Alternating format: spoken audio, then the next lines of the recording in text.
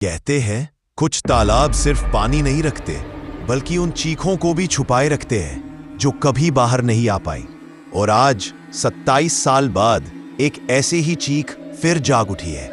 रात के ठीक 12:07। हवा भारी थी। तालाब की काली सतह पर चांद ऐसे चमक रहा था जैसे नीचे कोई अनजाना दरवाजा खुलने वाला हो। राघव, गांव का एक जिद्दी लड़का, दोस्तों की चुनौती पर तालाब के पास पहुंचा। जैसे ही उसने पहला कदम रखा, किसी की हल्की आवाज सुनाई दी, वापस जा।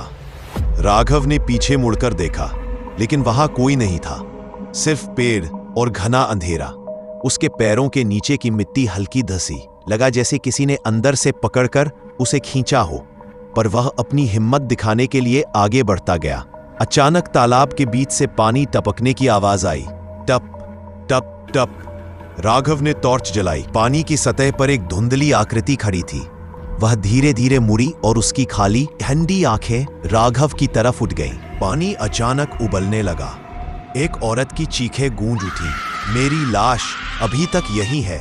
तालाब के चारों ओर काली लहरें उठने लगीं। पानी कांपने लगा, जैसे किसी अदृश्य गुस्से से भरा हो। और तभी पानी से एक बच्ची का हाथ बाहर निकला। उस हाथ ने हवा में कांपते हुए संकेत दिया, रुको मत, वरना वो तुम्हें भी नीचे ले जाएगी। राघव घबरा गया और पीछे भागने लगा, लेकिन तालाब का पानी जमीन से उठकर उसके पैरों में चिपकने लगा। कदम जैसे कीचड़ नहीं, किसी की उंगलियों में फंस गए हो। तालाब की वह औरत अब राघव के बिल्कुल पीछे खड़ी थी, भीगे हुए बाल जिनसे पानी लगातार टपक रहा था, और एक आवाज जो मौत से वापस आती हुई लगती थी, तुमने मेरी नींद तोड़ी है। राघव ने भागने की कोशिश की, पर जमीन अचानक धंस गई। वह सीधे तालाब में गिर पड़ा। अंदर अंधेरा नहीं था, बल्कि दर्जनों चेहरे तैर रहे थे, डूबे हुए, खुले हुए, पहचान लिए जाने वाले।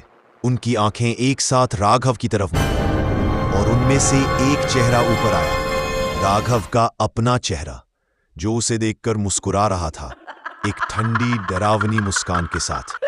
अचानक सब कुछ शांत हो गया। अगली सुबह तालाब के किनारे सिर्फ एक चीज मिली, राघव की टॉर्च, और टॉर्च के ऊपर गंदे पानी से लिखा हुआ एक शब्द, अगला कौन।